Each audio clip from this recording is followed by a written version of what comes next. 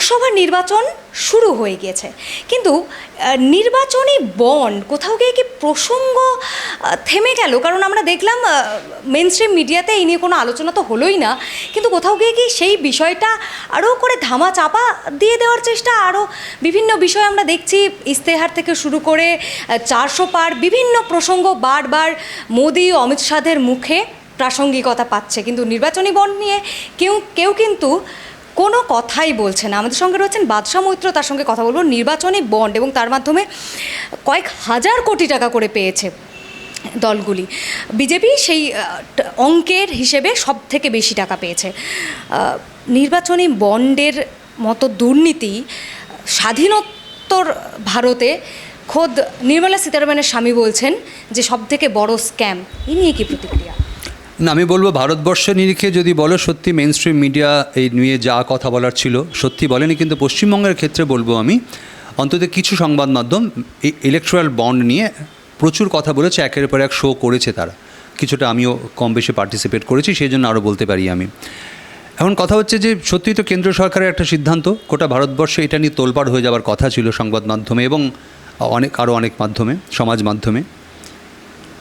এখন মজা হচ্ছে যে ইলেকটোরাল বন্ড এই একই মর্নিং শোজ দ্য ডে, এই যে বামপন্থীরা প্রথম দিনই এটা বলেছিল এটি একটি অত্যন্ত দুর্নীতিগ্রস্ত একটা প্র্যাকটিস, সেটা বলে তারা এই একটা টাকাও সেখান থেকে নেয়নি, গ্রহণ করেনি এবং তারা মামলা করেছিল। আমাদের রাজ্য সরকার কি করলেন? তারাও জানতেন এটা দুর্নীতিগ্রস্ত একটা প্র্যাকটিস, অথচ তারা টাকাটা নিলেন। আবারও বলছি যে দুর্নীতির প্র্যাকটিসটা এমনভাবে এই সরকার এবং দিল্লি সরকার ছড়িয়ে দিচ্ছে গোটা দেশ জুড়ে, রাজ্য জুড়ে, এবং বলটা অন্যের কোর্টে ঠেলছে। আজকে টিএমসি কি করে ইলেকট্রাল বন্ড নিয়ে কি করে বিজেপির দিকে আঙুল দেখায়? বামপন্থীরা সেদিনই বলেছিল এটি একটি একটা করাপ্ট প্র্যাকটিস, তারা নেয়নি। তো তৃণমূল এই একই স্ট্যান্ড সেদিন নিতে পারত, তারা পুরো টাকাটা নিল, আবার বলটা অন্যদিকে ঠেলে দিচ্ছে। তাহলে প্রত্যেক মুহূর্তে নিজের ভোটারকে, দেশের মানুষকে, রাজ্যের মানুষকে যদি এইভাবে বোকা বানায় কোনো সরকার, এটা একটা চূড়ান্ত আর একটা অরাজকতা সৃষ্টি করবে। এই যে বিজেপিও যে কথাটা বলছে যে এটা হওয়ার জন্য লোকে নাকি জানতে পেরেছে যে কে কাকে কত টাকা দিয়েছে, ওটা হাস্যকর যুক্তি। টাকা যদি চেকে পেমেন্ট করা হয়, এনএফটি করা হয়, তাহলেই জানা যেত কে কত টাকা দিয়েছে। তার জন্য বন্ড কেন, এত গোপনীয়তা কেন? তার মানে আগেন ওই একই জিনিস, যারা বন্ড দিচ্ছেন, কী শর্তে বন্ড দিচ্ছেন, কী অ্যাডভান্টেজ পাচ্ছেন, এই পুরোটা যাতে কেউ জানতে না পারে, সেই কারণে বিজেপি টাকা নিয়েছে। ঠিক একই কারণে আমাদের রাজ্য সরকারও, যে রুলিং পার্টি, তারা একই কারণে টাকা নিয়েছে। এবং যারা নির্বাচনী বন্ডের মাধ্যমে দলগুলিকে টাকা দিয়েছে তারা সরকারি সুবিধা পেয়েছে, প্রকল্প পেয়েছে, এটাও দেখা গিয়েছে। এবং তাদের যে সমস্ত জিনিস তারা প্রস্তুত করে, সাধারণ মানুষ ব্যবহার করে, সেই সমস্ত জিনিসপত্রের দাম বেড়েছে। আলটিমেটলি সাধারণ মানুষের পকেট থেকে টাকাগুলো গেছে। হ্যাঁ, যে বললাম, আবার সেই অর্থনীতির রিপোর্টটা আপনি পড়ুন। সাধারণ মানুষের অবস্থা ক্রমশ খারাপ হচ্ছে। দেখবেন ভারতবর্ষে এই মুহূর্তে সাধারণ মধ্যবিত্ত, নিম্ন মধ্যবিত্ত মানুষের ঋণের পরিমাণ প্রচুর বেড়ে গেছে। তাদের প্রত্যেকের ঘাড়ে, তাদের পার্সোনাল লোন, মানে আমি দেশের লোনের কথা বলছি না, তাদের নিজেদের ঘাড়ে যে ঋণটা আছে সেটাও স্বাধীনতার পর এত ঋণ তাদের ঘাড়ে ছিল না। তার কারণ ঋণ না নিয়ে সে বাঁচতে পারছে না। তার ছেলের পড়াশোনা, কারো বাবা মার চিকিৎসা, অন্য সামাজিক দায়িত্ব আছে। তো হচ্ছে কেন? তার কিছু লোককে সুবিধে দিতে গিয়ে কিছু লোকের ঘাড়ে পুরো বোঝাটা চাপিয়ে দিতে হচ্ছে। তো কেন্দ্র এবং রাজ্য মিলে যদি এইরকম একটা পলিসিকে সমর্থন করে, সেই সমস্ত ব্যবসায়ীদের সমর্থন করে যারা পাবলিকের টাকা লুট করে নিজেরা কোটি কোটি টাকা রোজগার করবে, তাহলে তো গরিব মানুষের অবস্থা খারাপ হতে বাধ্য। কারণ সম্পদ তো লিমিটেড, কারো হাতে প্রচুর সম্পদ চলে গেছে মানে আরেকজনের সম্পদ কমেছে। তা যাদের হাতে বলছে দেশের এই সিংহভাগ, লায়ন শেয়ার যারা নিয়ে বসে আছে, তো গরিব মানুষের টাকাগুলো তাদের কাছে গিয়েছে বলেই তারা পেয়েছে। যে এত লক্ষ লক্ষ কোটি কোটি টাকা যে কর্পোরেট সেক্টরকে ঋণ মকুব করে দেওয়া হয়, কাদের টাকা? আমাদের টাকা নিয়ে বড় লোকদের টাকা ঋণ মকুব করে দেওয়া হচ্ছে। মকুব তো করা উচিত কৃষকদের ঋণ, গরিব মানুষের ঋণ, ব্যাংকে তাদের যা ঋণ আছে সেগুলো মকুব করে দেওয়া উচিত। বড় লোকদের কেন মকুব করা হয়? এটা বলবে কে? যাদের বলার কথা, যাদের দায়িত্ব সরকারটা এই সিদ্ধান্তগুলো নেওয়ার, তারা তো উল্টে তাদের হয়ে কাজ করছে যারা এই দুর্নীতির সঙ্গে জড়িয়ে আছে। এই সমস্ত বড় বড় কর্পোরেট হাউসের মাথা, যারা এই বন্ডে টাকা দিয়ে আনডিউ অ্যাডভান্টেজ যারা নিয়েছে তাদের কথা বলছি আমি। অথচ দুটো গভর্নমেন্ট তার এই ব্যাপারে কেউ কোনো কথা বলতে রাজি নয়। এবং আমি বলবো যে আজকে ভোটের সময় কথাগুলো আলোচনা হওয়া বেশি জরুরি। আমরা যারা সাধারণ লোক, আমাদের হাতে কী ক্ষমতা আছে? একটা ভোট আছে, ম্যাক্সিমাম ওটাই দিতে পারি আমরা, তারপরে আমাদের আর কেউ কোনো পাত্তা দেবে না। তো এই ভোটটা দেওয়ার আগে এটা আমাদের সবাইকে ভাবতে হবে যে আমরা ভোটটা কিসের জন্য দিচ্ছি, ধর্মের ভিত্তিতে নাকি শিক্ষা স্বাস্থ্যের দাবিতে, আমাদের সুস্থভাবে বেঁচে থাকার দাবিতে।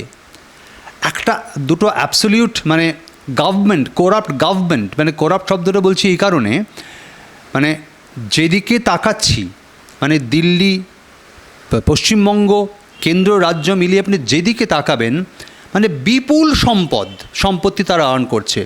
এবং একটার পর একটা, উত্তরপ্রদেশের দিকে তাকান, আপনি চূড়ান্ত দুর্নীতির খবর পাবেন। কিন্তু উত্তরপ্রদেশের দুর্নীতি দিয়ে পশ্চিমবঙ্গের দুর্নীতিকে জাস্টিফাই করা যায় না। যেটা বলতে হয়, এরা দুজনেই একই রকম মানসিকতার মানুষ, একই রকম দুটো সরকার চালাচ্ছে। তাই আজকে ভারতবর্ষের রাজ্যের মানুষের এত করুণ অবস্থা। মানুষ যদি চায়, তারা যদি মনে করে এই অবস্থায় তারা ভালো আছে, তারা যদি মনে করে যে দেশে মন্দির মসজিদ হলেই তারা ভালো থাকবে, তারা যদি মনে করে যে মন্দির মসজিদ হলে তাদের ছেলে মেয়েদের চাকরি না পেলেও চলবে, তারা যদি মনে করে যে দেশে মন্দির মসজিদ হলেই তাদের অর্থনৈতিক অবস্থা অনেক বেটার হবে, সেটা তাদের চয়েস, তারা করতেই পারেন। আমার নিজের মনে হয় যে মানুষের যে ধর্ম বিশ্বাস, সেটা মানুষ তার ব্যক্তিগত স্তরে সেটা পালন করবেন। আর ভোটের সময় একদম কোনো রকম জাত ধর্ম কোনো কিছু না দেখে সরকারের পারফরমেন্স, তার সদিচ্ছা, তার যে কাজকর্ম, তার ভিত্তিতে ভোট হওয়া উচিত। সেক্ষেত্রে ইলেকট্রাল বন্ড একটা অত্যন্ত ইম্পর্ট্যান্ট পয়েন্ট। যে গভর্নমেন্ট এই পলিসিটা ইন্ট্রোডিউস করেছে এবং যে রাজ্য সরকার এটা একদম নিয়েছে, আমি বলবো যে এই দুজনের মানসিকতা এক, তাই দুজনেই এই জিনিসটা নিঃশব্দে সমর্থন করে গেছে। আর একটা বিষয় অ্যাড করতে চাইবো, এই যে বামেদের সব জায়গা থেকে শূন্য করে দেওয়ার একটা বার্তা, আজকে যদি বামেরা না থাকতো তাহলে এই যে এত বড় একটা দুর্নীতি, আদতে যে সাধারণ মানুষের পকেট কাটা হয়েছে, সেটা তো কোনোদিন সামনেই আসতো না।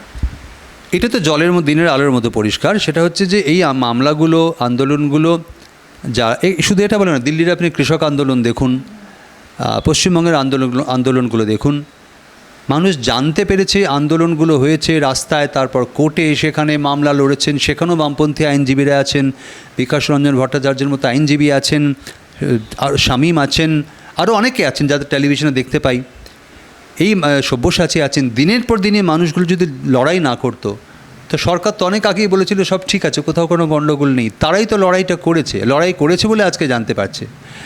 এখন আমি বলবো যে এটা সবে শুরু, এটা দুর্নীতির মুখটা জাস্ট খুললো। এটা যদি ঠিক করে তদন্ত হয়, কারণ এই রকম একটা এত বড় স্কেলের একটা দুর্নীতি কোনো ব্যক্তির পক্ষে করা সম্ভব না, এর অনেক দূরের শিকড় ছড়িয়ে গেছে। যদি সত্যিই সমাজকে দুর্নীতি মুক্ত করতে হয়, তাহলে মানে একদম দল মত ধর্ম বর্ণ নির্বিশেষে সবাইকে এর বিরুদ্ধে পথে দাঁড়াতে হবে। যাদের জন্য এই ছেলেমেয়েগুলো রাস্তায় বসে আছে, তাদের দিকে পয়েন্ট আউট করতে হবে এবং চেষ্টা করতে হবে কোনোভাবেই তারা যাতে আগামী দিনে ক্ষমতায় না থাকেন। কারণ দেখা যাবে তারা ব্যক্তিগতভাবে যারা সরকার চালাচ্ছেন, সরকারের কেষ্টবিষ্টুরা প্রচুর সম্পদের মালিক, খবরের কাগজে ঘোষিত সম্পত্তি যেটা, সেটাই প্রচুর। তাই তাদের খুব একটা কিছু হেলদোল হচ্ছে না, অঘোষিত ছেড়েই দিলাম আমি, তো তাদের খুব একটা হেলদোল হচ্ছে না, তাদের ছেলে মেয়েদেরও খুব একটা কিছু যায় আসছে না। কিন্তু যাদের যায় আসছে, এই শিক্ষিত মধ্যবিত্ত, নিম্ন মধ্যবিত্ত বাড়ির যে ছেলেমেয়েরা, তাদের বাবা মা, গরিব মানুষ, তাদেরকে বলবো যে আপনারা দয়া করে একবার ভাবুন, এই প্র্যাকটিস যদি চলতে থাকে আগামী দিনে পশ্চিমবঙ্গটা শ্মশান হয়ে যাবে। কলকারখানা থাকবে না, কোনো কাজ থাকবে না। কাজ মানে আপনাকে পার্টির আন্ডারে থেকে কাজ করতে হবে, 5,000 7,000 টাকায় জীবন চালাতে হবে। আর আপনার চোখের সামনে নেতারা বড় বড় গাড়ি চড়ে সোনার চেন পরে ঘুরে বেড়াবে, আপনাকে তাকিয়ে তাকিয়ে দেখতে হবে। যদি এটা আপনার চয়েস হয়, আপনি সেটা বেছে নিতেই পারেন। আমি বলবো যেহেতু এই সময় দাঁড়িয়ে ইন্টারভিউটা দিচ্ছি এবং নাগরিক হিসেবে এটাই আমার অধিকার, ভোটটা আমার কাছে অত্যন্ত ইম্পর্ট্যান্ট একটা বিষয়। তাই আমি আমার সহনাগরিকদের বলবো তারা যেন এই সমস্ত বিষয় মাথায় রেখে তাদের সিদ্ধান্ত নেন, কারণ একমাত্র এইটুকুই আমাদের ক্ষমতায় আছে, হাতে আছে, এর বাইরে আমাদের আর কিছু করার নেই।